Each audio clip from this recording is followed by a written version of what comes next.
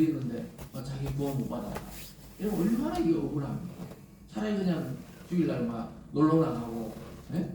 바다 나가고, 산이 나가고 이랬으면 후회는 없는데 정말 교회 다닌다고 생각했는데 예수는 안 믿어가지고 마지막 심판 때 그 말씀을 다 들은 말씀이 자기를 때리고 자기를 그냥 치고 그렇지는 않을 거예요. 평생 교회 다니는데 귀가 안 들리는데 그럴 수는 없어요. 성령이 역사하기 때문에 반드시 우리가 와 있으면 어느 순간 귀가 열리고 가슴이 열리고 영혼이 열려서 하나님을 영접하게 될 때가 와요. 그것은 100%입니다. 근데 그 때가 언젠지 우리는 시간과 때를 알 수 없지만 그렇습니다. 어쨌든 하나님을 원망할 수 없는 것은 자기들에게 아브라함 때부터 끊임없이 하나님이 말씀을 주고 약속을 주고 또 약속의 땅을 줬는데도 못 알아본다는 것은 이 자기들 책임이에요. 이제 자기들이 왜 맨날 이렇게 침략을 받고 왜 이렇게 어렵게 살고 왜 이렇게 우리의 민족이 이렇게 불행하냐, 그것은 이제 자기들 책임으로 돌아간 거예요. 마치 예수님을 십자가에 못 박을 때 사람들이 막 아니 이 피를 누구의 손을 돌릴 것이냐 빌라도가 물으니까 유대인들이 걱정하지 마세요. 예수 저 피의 값은 나와 우리 후손이 받겠습니다. 그때 막 나오는 대로 그냥 이야기를 한 거예요 사실은. 근데 그 엄청난 말이죠. 성경에 기록됐잖아요. 예수님의 저 억울한 피, 죄 없는 자의 피의 값을 그들이 치르게 됐죠. 그래서 막 그때부터 로마의 지배부터 해가 나중에 또 히틀러는 유대인들이 학살 600만 명인가 이러는데 60만 명이 600만 명인가, 그 600만 명이 말이 60만 명이 600만 명이지 그보다 더 하거든요 사실.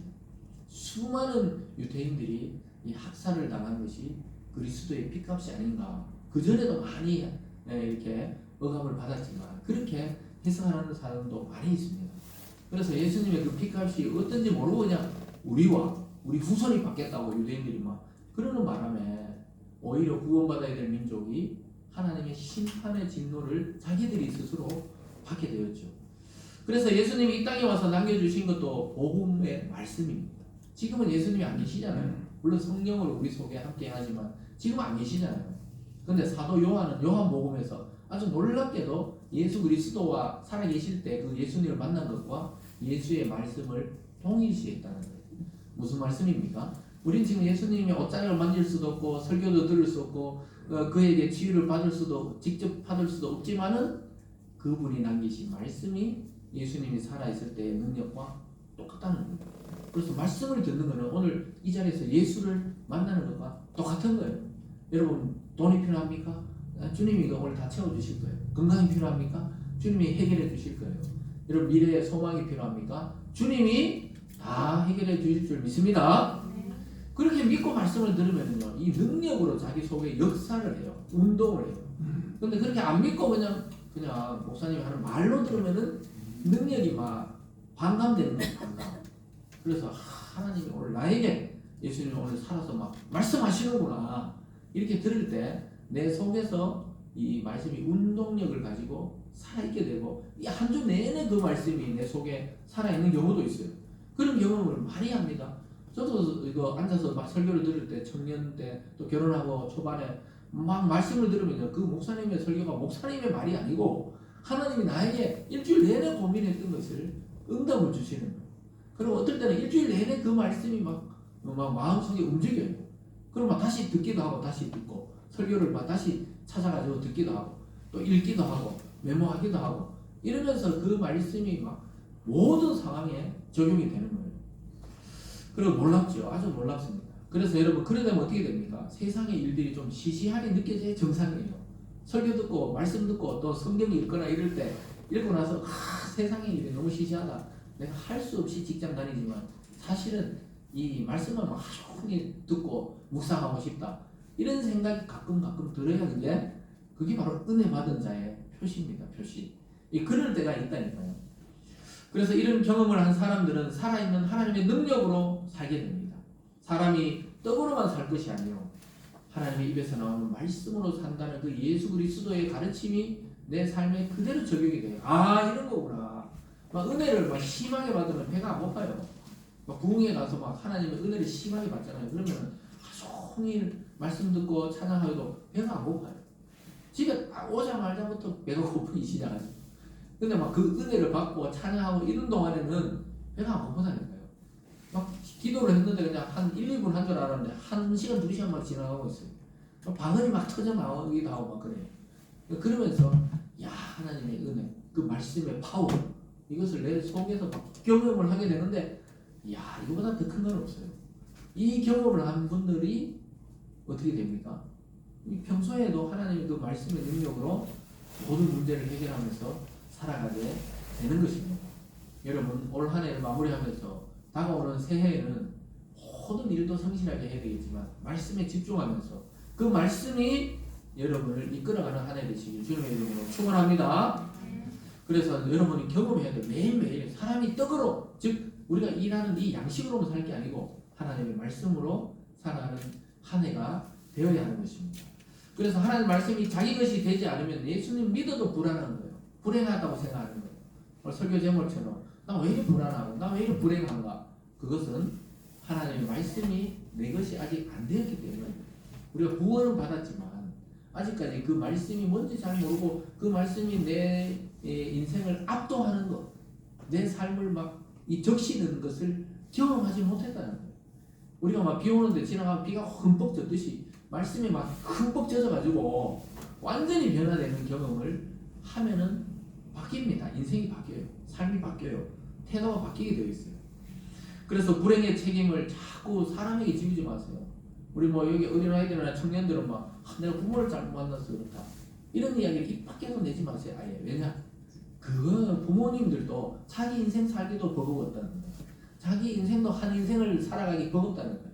나이가 들면 노년이 되면 몸 하나도 간수하기 힘들다 이러듯이 젊을 때부터도 우리가 느끼듯이 부모들도 그렇게 한 사람으로 그냥 살아온 거예요. 고민하고 갈등하고 막 이렇게 우리에게 표를 안 냈을 뿐이지 하나님 앞에서 한 인간으로 인생으로 살다 보니 본인도 또 괴로운 거예요. 힘들고 괴롭고 또 즐겁기도 하지만은 이 짐이 인생의 짐이 가볍지가 않았던 거예요.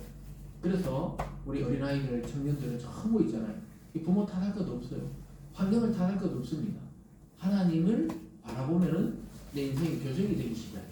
그리고 하나님이 이끌어가는 그런 아름다운 인생으로 변화받게 되는 것입니다. 그래서 여러분들 막 탓하지 마시고 이제는 내년부터는 탓을 하지 마세요. 아무도 탓하지 말고 그냥 자기가 하나님 앞에서 응답받아서 살겠다 이렇게 작정을 해야 되는 것입니다. 여러분 하나님 말씀을 붙드시기 바랍니다. 그래서 그 말씀이 살아 움직여서 내 자신을 변화시킨다는 사실을 믿어야 돼요. 진짜 예수님이 나의 구주시고 나의 주인이시고 하나님이 내 영혼의 아버지라고 믿는다면 지금처럼 살 수는 없어요. 정말 예수님 나의 통치자고 나의 주인이시고 내 영혼은 하나님이 책임진다 이렇게 확신한다면은 변화되어야 되죠. 바뀌는 인생입니다. 말씀이 우리에게 주어졌을 때 목숨 걸고 말씀을 사랑하고 묵상하고 내 것으로 삼고 내 삶에 그 말씀을 적절하게 적용하면 능력을 경험하게 되어 있어요. 그래서 우리가 예수님을 바라보고 싶다, 예수님을 사랑하고 싶다, 예수의 능력으로 살고 싶다 그런 자는 예수의 말씀, 이 복음, 이 말씀을 사랑해버리면 돼요. 내가 이걸 다 외우거나 해석할 수는 없어도 그냥 그 한 말씀, 그 하루에 주어지는 그 말씀을 사랑하는 건 되잖아요. 사랑해버리면 돼요. 그러면 자기게 되는 거예요. 내가 뭐 예를 들어서 남녀 관계에서 내가 이 여자에 대해서 잘 모르고 뭐 이 배경도 모르고 어떻게 컸는지도 모르지만 그냥 사랑해버리면 어떻게 돼요? 통째로 그냥 그 사람을 얻는 거잖아요. 어떤 남자를 그냥 내가 이 사람이 어떻게 잘하고 성격이 어떻고 뭐 가정환경이 어떤지 몰라도 사랑해버리면 통째로 그 사람을 얻는 것처럼 우리가 말씀을 사랑하면 하나님을 얻는 인생이 되는 것입니다. 여러분 모두 하나님의 말씀을 사랑해서 하나님을 나의 하나님으로 얻는, 맞이하는 그런 축복이 있기를 바랍니다. 오늘 두 번째로 보면요. 우리가 그러면 늘 우리 감정은 변하는데 어떻게 우리가 그것을 확신할 수 있냐? 우리는 변하지만 하나님은 변하지 않는다고 사도 바울이 이야기하면서 하나님이 미쁘시다 이렇게 말합니다. 여러분 미쁘단 말은 이쁘다는 게 아니에요. 미쁘다는 약속을 했으면 반드시 지킨다. 이런 신실한 성격을 말할 때 미쁘다 이런데 하나님이 미쁘기 때문에 우리의 이 구원이나 우리 인생의 방향이 하나님 안에서 구원받고 살아간다는 것은 확실하다고 이야기합니다. 3절 말씀을 함께 읽어볼까요? 시작. 어떤 자들이 믿지 아니하였으면 어찌하리요? 그 믿지 아니함이 하나님의 미쁘심을 해하겠느냐? 그래서 믿지 않는 사람들은 뭐 어떻게 되냐? 믿지 아니함이 하나님도 우리가 믿지 않기 때문에 하나님의 약속도 깨지느냐? 그렇지 않다는 거예요. 하나님은 반드시 지키신다. 이 미쁘단 말을 평소에 잘 안 쓰시잖아요. 우리가 이쁘다 이 말은 쓰지만 미쁘다 이 말은 신실하다, 약속을 지킨다, 의리가 있다, 반드시 이루신다 이런 의미가 들어있습니다. 그래서 하나님은 반드시 이루신다는 거예요. 유대인들이 하나님을 모르고 떠나도 결국 하나님의 일을 대적하는 사람들이 되더라도 하나님의 약속에 일하심은 계속 진행된다는 거예요. 유대인들이 그렇게 하나님을 대신하고 대적해도 하나님은 변하지 않고 계속 구원의 일들을 진행해 나가시는 분이라는 의미에서 하나님의 미쁘심이 너희들의 믿음 없음 때문에 패해지는 것은 아니다는 겁니다. 4절에도 이렇게 말씀합니다. 그럴 수 없느니라 사람은 다 거짓되되 오직 하나님은 참되시다 할지어다. 기록된 바 주께서 주의 말씀에 의롭다 함을 얻으시고 판단받으실 때 이기려 하심이라 함과 같으니라. 무슨 말입니까? 하나님은 거짓되지 않다는 거예요. 인간은 뭐요? 사람은 다 거짓되다고 성경이 말씀하고 있습니다. 이 거짓되다는 게 그러면 우리 인생이 전부 가짜냐? 그런 말이 아니고 사람은 약속을 해놓고도 못 지킬 때가 너무 많다는 거예요. 특별히 첫 인간인 아담과 하와부터 하나님과의 약속을 깨뜨렸잖아요. 그래서 사람은 다 거짓되다고 성경에서 말씀하고 있어요. 그 예레미야서에 가보면 만물보다 부패한 것이 인간의 마음이라는 거예요. 우리는 마음이 굉장히 순수한 줄 알잖아요. 인간은 자기 마음은 자기가 순수하다 생각하는데 그 순수하다 생각하는 마음 자체가 이미 오염되어 있어요. 어떻게 압니까? 여자들 같은 나보다 더 예쁜 여자가 있으면 시기가 나요. 또 남자들도 마찬가지겠죠. 그래 나보다 뭐 잘 나가는 사람들이 있으면 배가 아프기 시작해요. 남이 배 괜찮은데 사촌이 땅을 사면 배가 아파요. 미국에 있는 브라우니 사면은 뭐 상관없지 땅이 샀으면 내하고 상관없지만 옆에 있는 가까운 사람이 잘 되면은 축하합니다 하면서 속은 어떻게 해요? 저거 뭐 잘난 것도 없는데 이게 삐딱하게 된다. 이게 이미 인간이 신실하지 않다는 거예요. 인간이 거짓되다. 위선적이에요. 사람은 누구나 위선적입니다. 100% 위선이 하나도 없는 사람은 없어요. 그러면은 뭐 다들 있잖아요. 그러게요. 다들 조금의 위선도 있고 또 거짓도 또 들어가고. 근데 하나님은 어떻다 그래요? 하나님은 거짓말 하실 수도 없고 거짓에 속아넘은 분도 아니고 거짓되이 행하지도 않으신다. 바울이 이렇게 말씀하고 있습니다.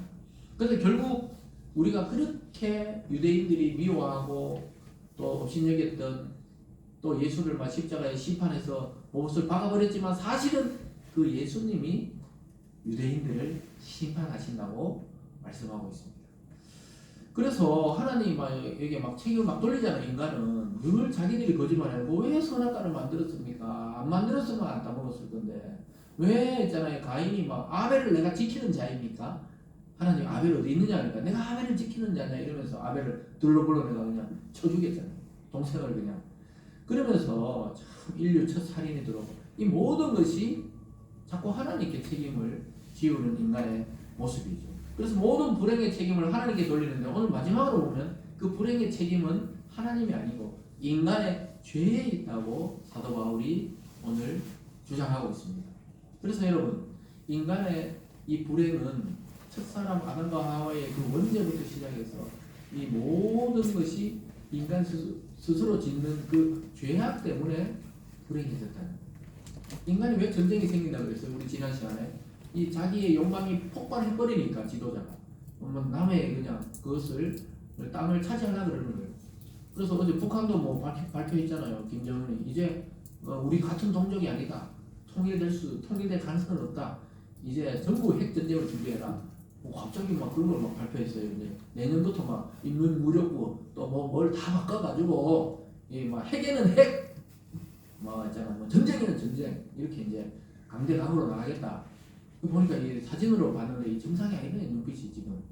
그래가지고 점점 있잖아요. 다른 나라에서도 전쟁이 일어나고 이러니까 사탄이 충동을 받는지 몰라도 지금 김정은이 지금 제정신이 아닌 것 같아요. 그 한 지도자, 그 젊은 지도자가 오판하면 어떻게 됩니까?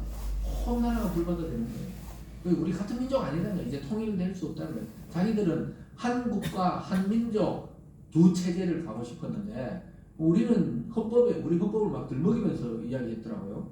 우리 헌법에는 그게 아니에요. 우리는 한반도와 부속 섬이죠.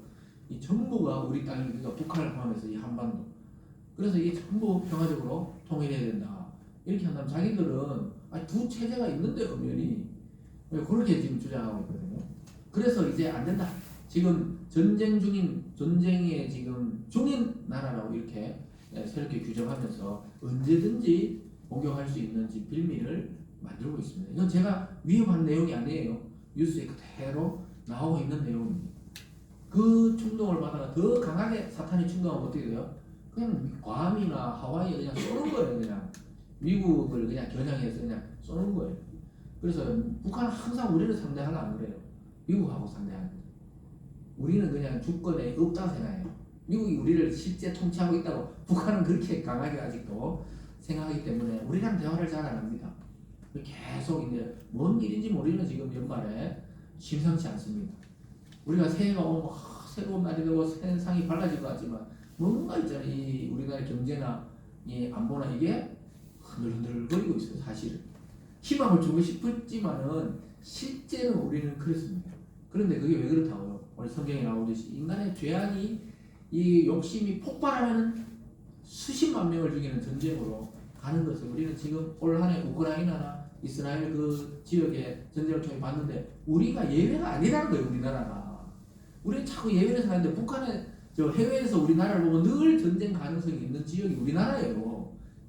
이 교민들은 늘 우리나라를 위해서 기도해요. 이 이민자들 교회는 우리나라에서 저 외국 가서 사는 교회는 늘 우리나라가 전쟁이 안 일어나도록 기도해요. 우리만 그냥 설마 일나겠어 이러고 있지만은 그래서 여러분 이 폭발하고 있는 이 충동을 누가 잠잠케 하느냐? 하나님이 통치해야 돼요. 하나님이 확 붙들고 있어야 돼요.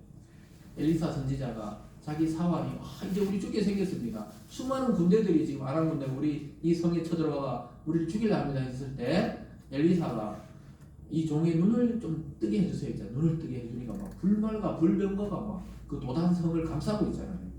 그래서 하나님의 그 불말과 불병거가 우리 국방을 지켜주고 나라를 지켜주셔야 내년 한 해도 전쟁 없이 넘어가는 거지. 인간은 이 전쟁을 아주 우습게 일어난다니까요. 계획하고 일어나는 게 아니라니까 대부분. 한번 쏘고 그럼 우리도 반격하고 이러다만 전면전에 가는 거예요. 우리는 서울에 있을 때 그 위기를 많이 경험했어요. 우리 서울에 있을 때 연평도에 그냥 싹불을 말하면 막 우리 수업 듣다가 막 제 신학교 다닐 때인데 전쟁 났다 이래가지고 막 난리 났었어요. 그 서울 쪽은 늘 긴장감인데 대구까지 뭐 날라오겠나 이러는데 대구는 정확하게 날라옵니다. 대구는 미군 부대가 있는 도시는 정확하게 날아와요. 예? 김정은 맨날 저 지도 펴놓고 지적하는 데가 여기 저기 하는데 북한은 여기 있잖아요. 외관에 있고 예? 우리 대구에 남구에 있고 다 거기로 날아온단 말이에요. 뭐 우리 군대를 먼저 때리는 게 아니고 보통 어쨌든 여러분 이런 걸 왜 이야기하느냐? 우리가 참 이스라엘 민족하고 많이 닮았어요. 우리나라 굉장히 많이 닮았습니다. 이스라엘도 끊임없이 침략받고 막아내고 근데 영적인 이스라엘 우리나라도 교회들이 많잖아요.